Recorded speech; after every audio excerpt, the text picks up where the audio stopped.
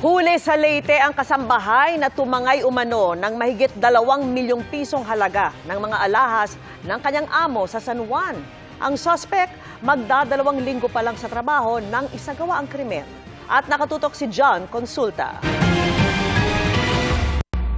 Sa kasagsagan ng bagyong Christine noong October 24, makikita ang pagsakay sa elevator ng 24 anyos na kasambahay na ito na pababa ng condo unit ng kanyang amo sa San Juan. Nakunan pa ng CCTV ang pagdaan niya sa labi ng kondo hanggang sa tuluyang makaalis ng gusali. Ang paalam daw ng kasambahay sa kanyang amo na magdadalawang linggo pa lang sa trabaho matapos makilala sa Facebook. She seems so nice naman eh. Nagpaalam siya, sabi niya, na-disgrasya yung sister niya. She has to leave kasi inuutusan siya ng mother niya.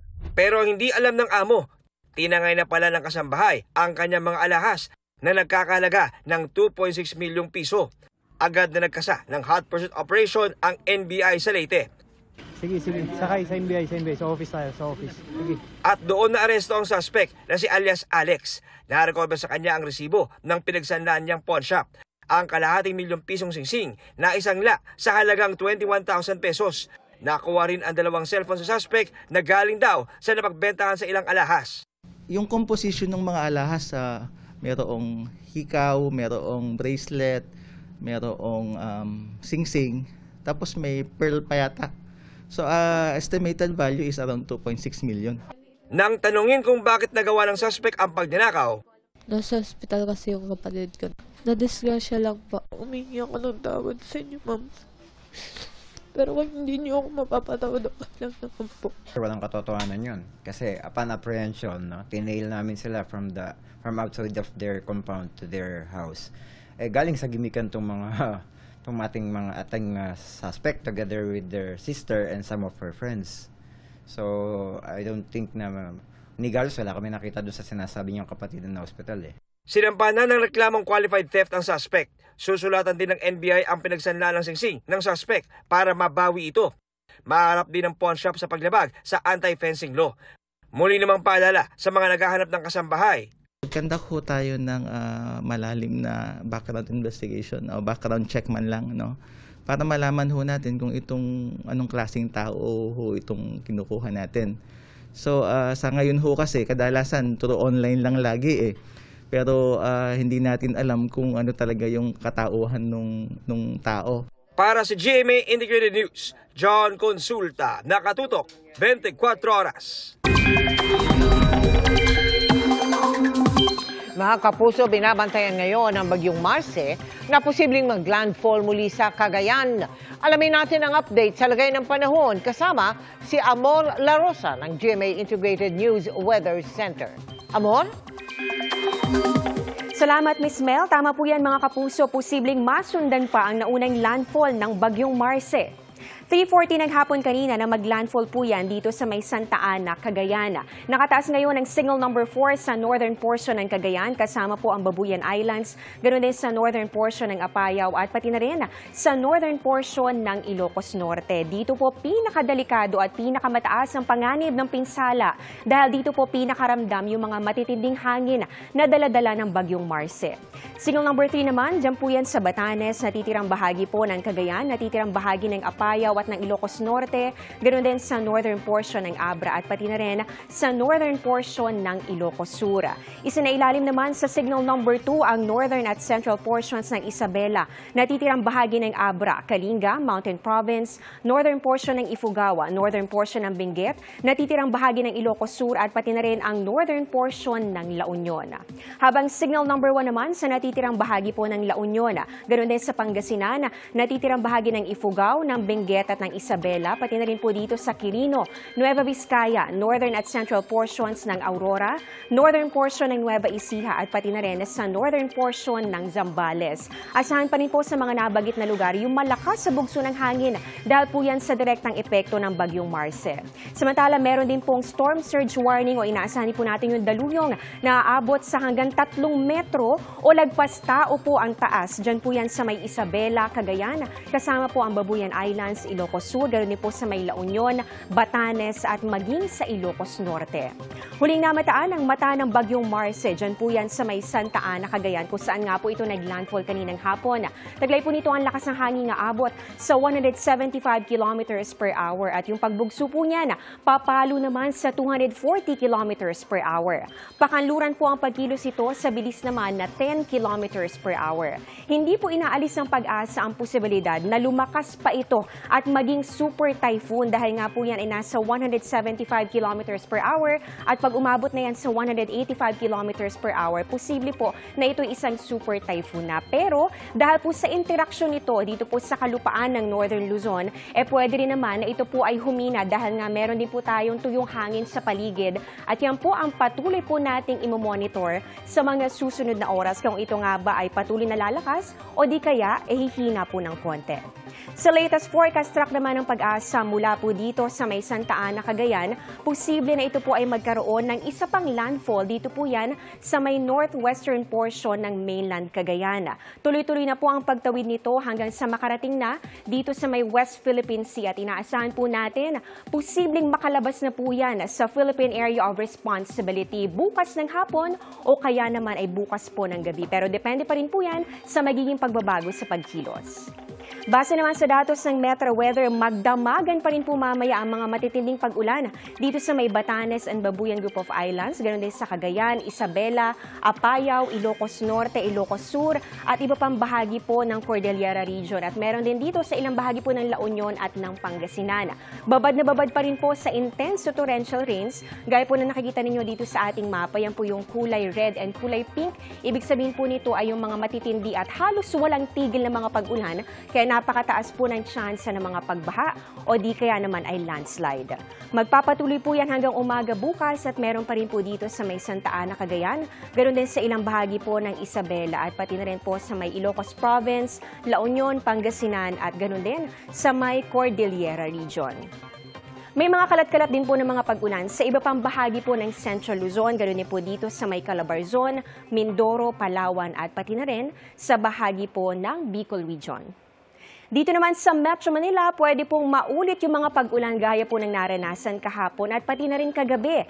Pero paglilinaw po ng pag-asa, ang mga pag-ulan po sa Metro Manila ay hindi po dahil sa bagyong Marce, kundi po dahil sa localized thunderstorms. Posible rin po yung maranasan sa ilang bahagi ng Visayas at Mindanao kung saan may tsansa na mga kalat-kalat na mga pag-ulan.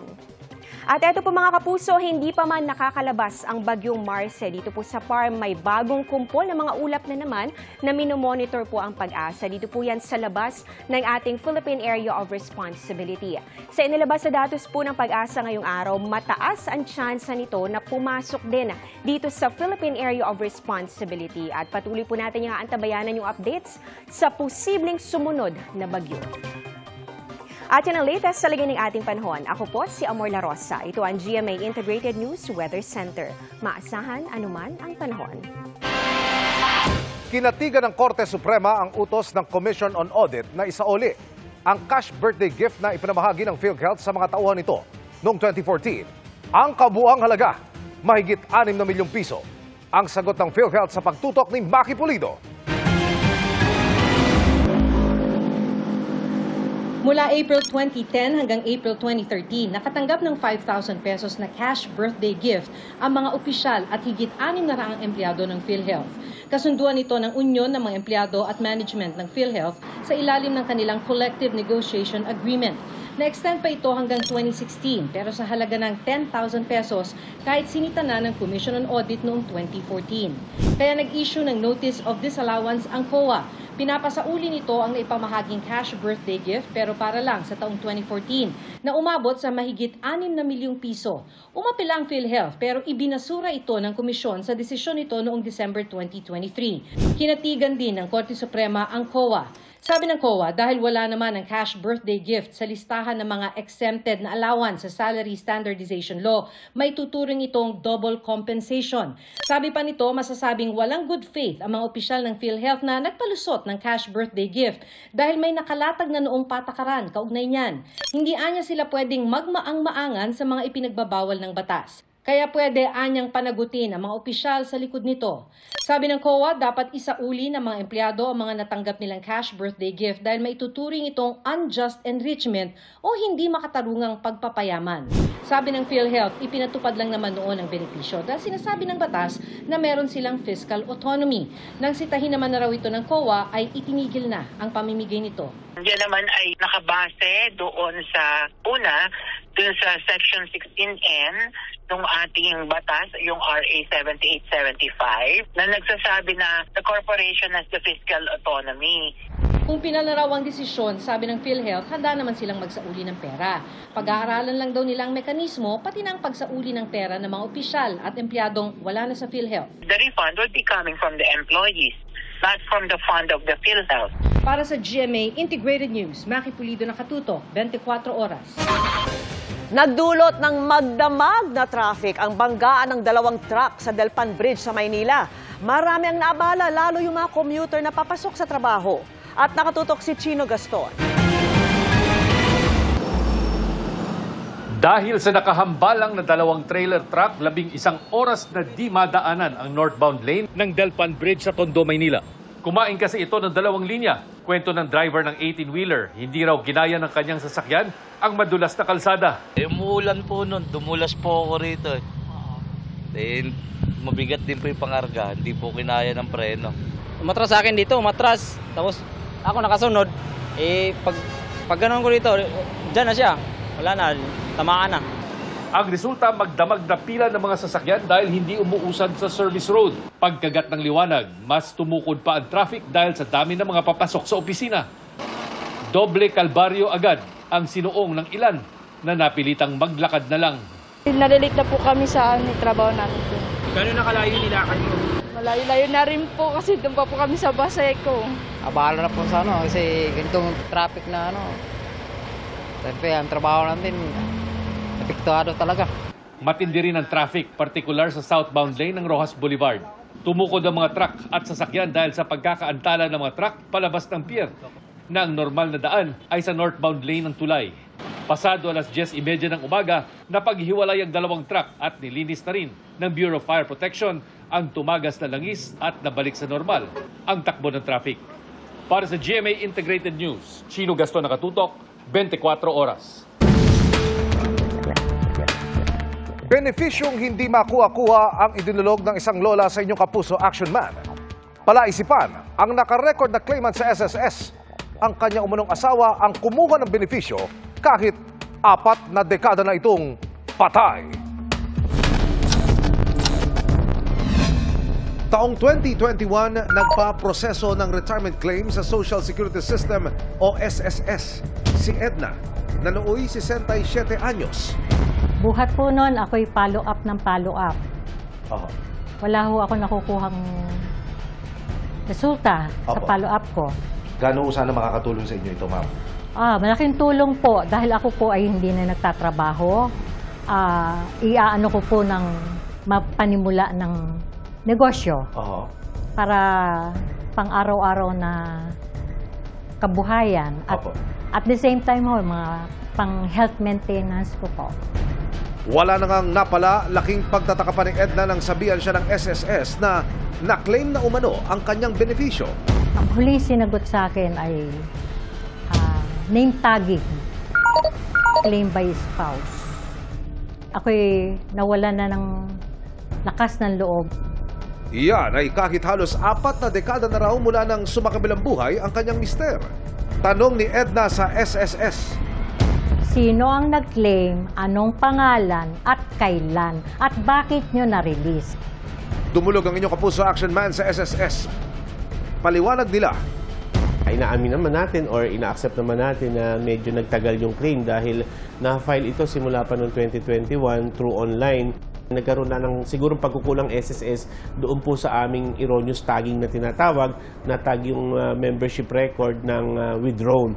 Pero ang sinisigurado namin, wala pong kumuha ng pera niya, walang kumuha ng benepisyo. Nasa SSS po, intact. Kaya ang ginawa natin, may mga proseso kaming pinagdaanan. May proseso pinagdaanan yung claim at ngayon maayos na. Ayon pa sa SSS, walang ibang pwedeng kumuha ng retirement claim maliban sa miyembro Hindi po yan mami-withdraw ng asawa. Hindi po natin ina-allow yan. Pagtitiyak ng ahensya kay Edna. Sa ngayon po ay hinihintay na lang namin yung confirmation kung yung inyong savings account ay still active. Ito po ay ipoproseso na natin. Ito po ay tututukan natin at pinapangako namin na sa loob lamang ng 1 linggo ay matatanggap ninyo ang inyong benepisyo. Sa ngayon ay nakuha na ni Edna ang kanyang retirement claim. Mission accomplished tayo mga kapuso. Para sa inyong mga sumbong, ipadala nyo lamang sa Kapuso Action Man Facebook page dahil sa anumang reklamo, pang-abuso o katiwalian, tiyak may katapat na aksyon sa inyong Kapuso Action Man. Hindi biro ang sinuong na kampanya ni President-elect Donald Trump para baliktarin ang naunang pagkatalo niya noong 2020 elections. Kahit nahatulan sa isang kaso, nakumbinsi niya kahit ang mga sektor na madalas pabor sa kalabang partido dahil sa pagtutok sa mga isyong malapit sa sikmura ng mga Amerikano. Yan ang tinutukan ni JP Soriano. Umukit ang bagong kasaysayan ang pagbabalik sa kapangyarihan ni dating US President at President-elect Donald Trump. Siya kasi ang kauna-unahang convicted felon na uupo bilang Pangulo ng Amerika. Matatanda ang nahatulang guilty si Trump sa 34 felonies kaugnay sa pandodoktor ng mga dokumento para pagtakpan umano ang kanyang pagbibigay ng pera sa adult film star na si Stormy Daniels noong 2016. Yan ay para tumahimik umano ito sa naging sexual encounter umano nila ni Trump noong 2006. Nakatakda na dapat sentensyahan si Trump sa kasong ito sa November 26 na posibleng may parusang hanggang 4 na taong pagkakakulong. Pero dahil magiging Pangulo na si Trump, inaasahang hihilingin ng kanyang mga abogado sa hukom na ipagpaliban ito. Bukod sa hush money case, may kinakaharap ding kaso si Trump kaugnay sa pagtawag umano niya sa Secretary of State ng Georgia para mabaligtad ang kanyang pagkatalo noong 2020 kay President Joe Biden.